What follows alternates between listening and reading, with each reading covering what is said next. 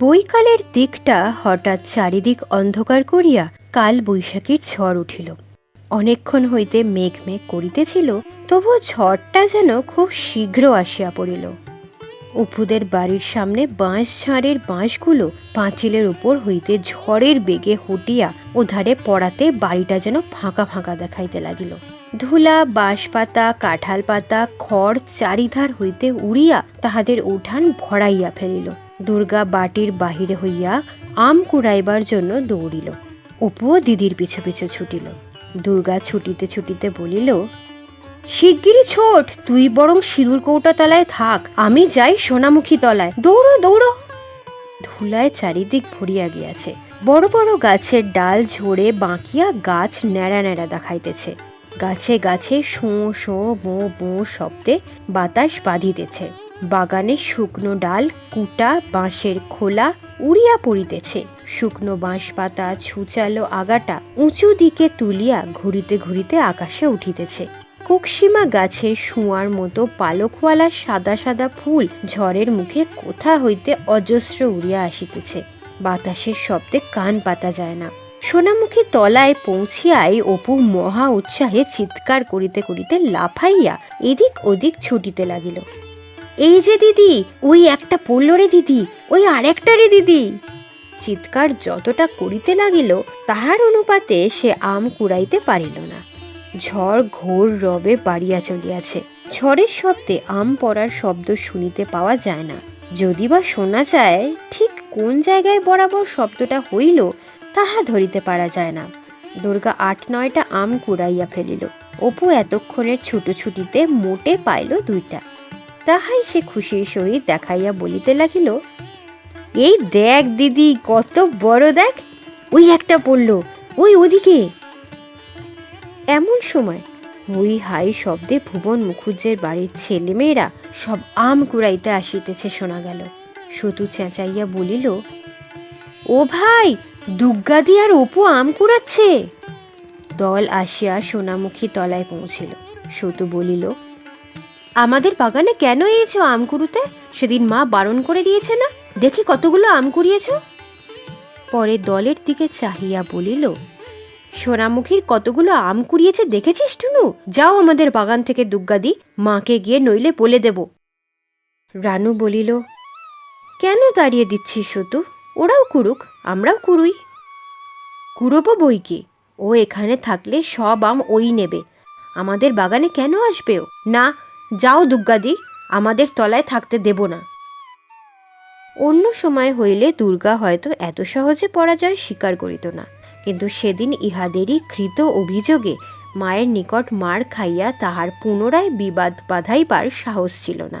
তাই খুব সহজেই পরাজয় স্বীকার করিয়া লইয়া সে একটু মন মরা ভাবে বলিল, অপু, আয় রে চল। পরে হঠাৎ মুখে কৃত্রিম উল্লাসের ভাব আনিয়া বলিল, আমরা সেই জায়গায় যাই চল অপু, এখানে থাকতে না দিলে বয়ে গেল, বুঝলি তো, এখানকার চেয়েও বড় বড় আম, তুই আমি মজা করে কুড়োবো এখন, চলে আয়। এবং এখানে এতক্ষণ ছিল বলিয়া একটা বৃহত্তর লাভ হইতে বঞ্চিত ছিল।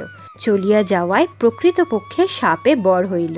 সকলের সম্মুখে এইরূপ ভাব দেখাইয়া যেন অধিকতর উৎসাহের সহিত অপুকে পিছনে লইয়া রাংচিতার বেড়ার ফাঁক গলিয়া বাগানের বাহির হইয়া গেল। রানু বলিল, কেন ভাই ওদের তাড়িয়ে দিলে? তুমি ভারী হিংসুক কিন্তু সতুদা।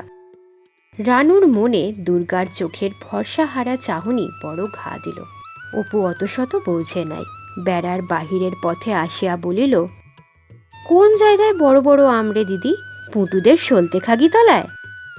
কোন তলায় দুর্গা তাহা ঠিক করে নাই। একটু ভাবিয়া বলিল, চল গড়ের পুকুরের ধারের বাগানে যাবি, ওদিকে সব বড় বড় গাছ আছে, চল। গড়ের পুকুর এখান হইতে প্রায় 15 মিনিট ধরিয়া সুরি পথে অনবরত বন বাগান অতিক্রম করিয়া তবে পৌঁছানো যায়। অনেককালের প্রাচীন আম ও কাঁঠালের গাছ, গাছতলায় বন চালতা, ময়না কাঁটা, সারা গাছে দুর্বেদ্য জঙ্গল। দূর বলিয়া এবং জনপ্রাণীর বাসশূন্য গভীর বনের মধ্যে বলিয়া এসব স্থানে কেহ বড় একটা আম কুড়াইতে আসে না। গাছের মতো ছোট ছোট অনেক কালের পুরানো গুলঞ্চ লতা এ গাছে ও গাছে দুলিতেছে।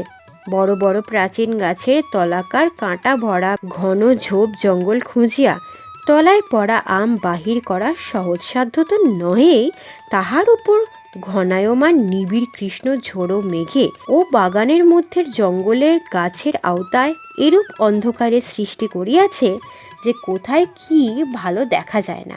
তবু খুঁজিতে খুঁজিতে নাছোড়বান্দার দুর্গা গোটা ৮-১০ আম পাইল। হঠাৎ সে বলিয়া উঠিল, ওরে অপু, বৃষ্টি এলো।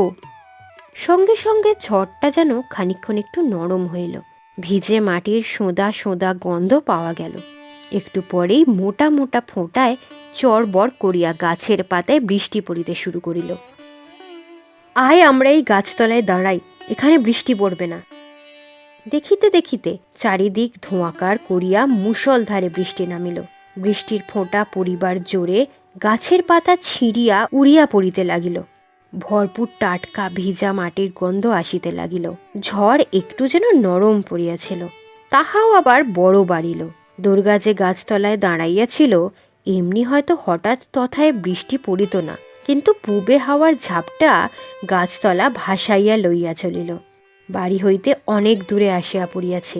অপু ভয়ের স্বরে বলিল, ও দিদি, বড্ড যে বৃষ্টি এলো, তুই আমার কাছে আয়। দুর্গা তাহাকে কাছে আনিয়া আঁচল দিয়া ঢাকিয়া কহিল, এ বৃষ্টি আর কতক্ষণ হবে? এই ধরে গেল বলে। বৃষ্টি হলো, ভালোই হলো। আমরা আবার সোনামুখী তলায় যাব এখন, কেমন তো? দুজনে চেঁচাইয়া বলিতে লাগিল, নেবুর পাতায় করম চা, হে বৃষ্টি ধরে যা। কর কর করাত। প্রকাণ্ড বন বাগানের অন্ধকার মাথাটা যেন এদিক হইতে ওদিক পর্যন্ত চিরিয়া গেল। চোখের পলকের জন্য চারিধারে আলো হইয়া উঠিল। সামনের গাছের মগডালে থুলো থুলো বন ধুঁদুল ফল ঝড়ে দুলিতেছে।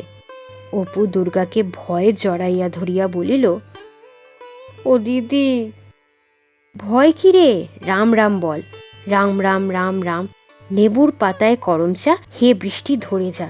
নেবুর পাতায় করম চা, হে বৃষ্টি ধরে যা। নেবুর পাতায় করম চা। বৃষ্টির ঝাপটায় তাহাদের কাপড় চুল ভিজিয়া টস টস করিয়া জল ঝরিতে লাগিল। গুম গুম গুম। চাপা গম্ভীর ধ্বনি। একটা বিশাল লোহার রুল কে যেন আকাশের ধাতব মেঝেতে এদিক হইতে ওদিক টানিয়া লইয়া বেড়াইতেছে। অপু শঙ্কিত সুরে বলিল, ওই দিদি, আবার। ভয় নাই, ভয় কি? আর একটু সরে আয়। তোর মাথাটা ভিজে যে একেবারে জুবড়ি হয়ে গিয়েছে। চারিধারে শুধু মুষলধারে বৃষ্টিপতনের হুস একটানা শব্দ, মাঝে মাঝে দমকা ঝড়ের শো বো রব, ডালপালার ঝাপটের শব্দ। মেঘের ডাকে কানে তালা ধরিয়া যায়। একবার দুর্গার মনে হইতেছিল সমস্ত বাগানখানা ঝড়ে মরমর করিয়া ভাঙিয়া উপুর হইয়া তাহাদের চাপা দিল বুঝি। অপু বলিল, দিদি, বৃষ্টি যদি আর না থামে? হঠাৎ ঝটিকা ক্ষুব্ধ অন্ধকার আকাশের এ প্রান্ত হইতে লকলকে আলো জিহ্বা মেলিয়া বিদ্রুপের বিকট অট্টহাস্যের রোল তুলিয়া এক লহমায় ও প্রান্তের দিকে ছুটিয়া গেল। কর কর করাত। সঙ্গে সঙ্গে বাগানের মাথায় বৃষ্টির ধোঁয়ার রাশে চিরিয়া ফাড়িয়া উড়াইয়া ভৈরবী প্রকৃতির উন্মত্ততার মাঝখানে ধরা পড়া দুই বালক বালিকার চোখ ঝলসাইয়া তীক্ষ্ণ নীল বিদ্যুৎ খেলিয়া গেল। অপু ভয়ে চোখ বুঝিল। দুর্গা শুষ্ক গলায় উপরের দিকে চাহিয়া দেখিল, বাজ পড়িতেছে নাকি? গাছের মাথায় বন ধুদুলের ফল দুলিতেছে। সেই বড় লোহার রুলটাকে আকাশের ওদিক হইতে কে যেন আবার এদিকে টানিয়া আনিতেছিল। শীতে ওপর ঠকঠক করিয়া দাঁতে দাঁত লাগিতেছিল। দুর্গা তাহাকে আরো কাছে টানিয়া আনিয়া শেষ আশ্রয়ের সাহসে বারবার দ্রুত আবৃত্তি করতে লাগিল, নেবুর পাতায় করম চা, হে বৃষ্টি ধরে যায়। নেবুর পাতায় করম চা। ভয় তাহার স্বর কাঁপিতেছিল। সন্ধ্যা হইবার বেশি বিলম্ব নাই। ঝড় বৃষ্টি খানিকক্ষণ থামিয়া গিয়াছে। সর্বজয়া বাহিরের দরজায় দাঁড়াইয়া আছে। পথে জমিয়া যাওয়া বৃষ্টির জলের ওপর ছপ ছপ শব্দ করিতে করিতে রাজকৃষ্ণ পালিতের মেয়ে আশালতা পুকুরের ঘাটে যাইতেছিল। সর্বজয়া জিজ্ঞাসা করিল, হ্যাঁ মা, দুর্গা আর অপুকে দেখেছিস ওদিকে? আশালতা বলিল, না খুড়িমা, দেখিনি তো, কোথায় গিয়েছে? তারপর হাসিয়া বলিল, কি ব্যাং ডাকানি জল হয়ে গেল খুড়িমা, কি ব্যাং ডাকানি জল হয়ে গেল খুড়িমা। সেই ঝড়ের আগে দুজনে বেরিয়েছে আম কুড়োতে যাই বলে, আর তো ফেরেনি। এই ঝড় বৃষ্টি হয়ে গেল, সন্ধে হলো। ও মা, কোথায় গেল তবে? সর্বজয়া উদ্বিগ্ন মনে বাড়ির মধ্যে ফিরিয়া আসিল। কি করিবে ভাবিতেছে, এমন সময় খিড়কির দরজা ঠেলিয়া খুলিয়া আপাদ মস্তক সিক্ত অবস্থায় দুর্গা আগে আগে একটা বুনা নারিকেল হাতে ও পিছনে পিছনে অপু একটা নারিকেলের বাগলো টানিয়া লইয়া বাড়ি ঢুকিল। সর্বজয়া তাড়াতাড়ি ছেলে মেয়ের কাছে গিয়া বলিল, ও মা, আমার কি হবে? ভিজে যে সব একেবারে পান্তা ভাত হয়েছিস। কোথায় ছিলি বৃষ্টির সময়?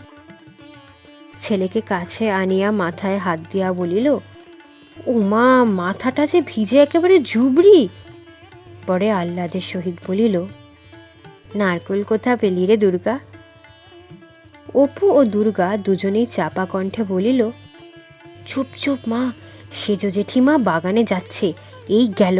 ওদের বাগানের বেড়ার ধারের দিকে যে নারকেল গাছটা, ওর তলায় পড়েছিল, আমরাও বেরুচ্ছি, সেজ জেঠিমাও ঢুকলো। দুর্গা বলিল, অপুকে তো ঠিক দেখেছে, আমাকেও বোধহয় দেখেছে। পরে সে উৎসাহের সঙ্গে অথচ চাপা সুরে বলিতে লাগিল, একেবারে গাছের গোড়ায় পড়েছিল মা, আগে আমি টের পাইনি। সোনামুখী তলায় যদি আম পড়ে থাকে, তাই দেখতে গিয়ে দেখি বাগলোটা পড়ে রয়েছে। অপুকে বললাম, অপু বাগলোটা নে, মার ঝাঁটার কষ্ট, ঝাঁটা হবে। তারপরই দেখি। হস্তস্থিত নারিকেলটার দিকে উজ্জ্বল মুখে চাহিয়া বলিল, বেশ বড় না মা? অপু খুশির সুরে হাত নাড়িয়া বলিল, আমি অমনি বাগলোটা নিয়ে ছুট। সর্বজয়া বলিল, বেশ বড় দোমালা নারকোলটা, ছেঁচ তলায় রেখে দে, জল দিয়ে নেব। অপু অনুযোগের সুরে বলিল, তুমি বলো মা, নারকোল নেই? নারকোল নেই? এই তো হলো নারকোল, এইবার কিন্তু বড়া করে দিতে হবে, আমি ছাড়বো না কক্ষনো। বৃষ্টির জলে ছেলেমেয়ের মুখ বৃষ্টি ধোয়া জুঁই ফুলের মতো সুন্দর দেখাইতেছিল। ঠান্ডায় তাহাদের ঠোঁট নীল হইয়া গিয়াছে, মাথার চুল ভিজিয়া কানের সঙ্গে লেপটাইয়া লাগিয়া গিয়াছে। সর্বজয়া বলিল, আয় সব, কাপড় ছাড়িয়ে দি আগে, পায়ে জল দিয়ে রোয়াকে ওঠ সব। খানিক পরে সর্বজয়া কুয়ার জল তুলিতে ভুবন মুখুজ্জের বাড়ি গেল। ভুবন মুখুজ্জের খিড়কি দোর পর্যন্ত যাইতে সে শুনিল সেজ ঠাকরুন বাড়ির মধ্যে চিৎকার করিয়া বাড়ি মাথায় করিতেছেন। একটা মুঠো টাকা খরচা করে তবে বাগান নেওয়া, মাগনা তো নয়। তার কোনো কুটোটা যদি হাগড়েদের জন্য ঘরে ঢুকবার জো আছে, ওই ছুরিটা রাত দিন বাগানে বসে আছে, কুটো গাছটা নিয়ে গিয়ে ঘরে তুলবে, কম নাকি? ও মা, ভাবলাম বৃষ্টি থেমেছে, যাই একবার বাগানটা গিয়ে দেখে আসি। এই এত বড় নারকোলটা কুড়িয়ে নিয়ে একেবারে দূর দূর দৌড়। এত শত্রুতা যেন ভগবান সহ্য না করেন। উচ্ছন্নে যান, উচ্ছন্নে যান, এই ভর সন্ধেবেলা বলছি, আর যেন নারকেল খেতে না হয়, একবার শিগগির যেন ছাতিমতলা সই হন। সর্বজয়া খিড়কির বাহিরে কাঠ হইয়া দাঁড়াইয়া রহিল। ছেলে মেয়ের বর্ষণ সিক্ত কচি মুখ মনে করিয়া সে ভাবিল, যদি গালাগাল ওদের লাগে, বাবা যে লোক, দাঁতে বিষ আছে, কি করি? কথাটা ভাবিতেই তাহার গা শিহরিয়া উঠিয়া সর্বশরীর যেন অবশ হইয়া গেল। সে আর মুখুজ্জে বাড়ি ঢুকিল না। আশ্যাওরা বনে বাঁশঝাড়ের তলায় বর্ষণ স্তব্ধ সন্ধ্যায় জোনাকি জ্বলিতেছে। পা যেন আর উঠিতে চাহে না। ভয়ে ভয়ে সে জল তুলিবার ছোট্ট বালতিটা ও ঘড়া কাঁখে লইয়া বাড়ির দিকে ফিরিল। পথে আসিতে আসিতে ভাবিল, যদি নারকোলটা ওদের ফেরত দিই, তাহলেও কি গাল লাগবে? তা কেন লাগবে? যার জিনিস তাকে তো ফেরত দেওয়া হলো, তা কখনো লাগে? বাড়িতে পা দিয়েই মেয়েকে বলিল, দুর্গা, নারকোলটা সুতুদের বাড়ি দিয়ে আয় গিয়ে। অপু ও দুর্গা অবাক হইয়া মায়ের মুখের দিকে চাহিয়া রহিল। দুর্গা বলিল, এক্ষুনি? হ্যাঁ, এক্ষুনি দিয়ে আয়, ওদের খিড়কির দোর খোলা আছে, চট করে যা, বলে আয় আমরা কুড়িয়ে পেয়েছিলাম, এই নাও দিয়ে গেলাম। অপু আমাকে একটু দাঁড়াবে না মা? বড্ড অন্ধকার হয়েছে, চল অপু আমার সঙ্গে। ছেলে মেয়ে চলিয়া গেলে সর্বজয়া তুলসী তলায় প্রদীপ দিতে দিতে গলায় আঁচল দিয়া প্রণাম করিয়া বলিল, ঠাকুর, নারকোল ওরা ৭০টা করে কুড়ুতে যায়নি, সে তো তুমি জানো। এই গাল যেন ওদের না লাগে, দোহাই ঠাকুর, ওদের তুমি বাঁচিয়ে পড়তে রেখো ঠাকুর, ওদের তুমি মঙ্গল করো, তুমি ওদের মুখের দিকে চেয়েও, দেহাই ঠাকুর।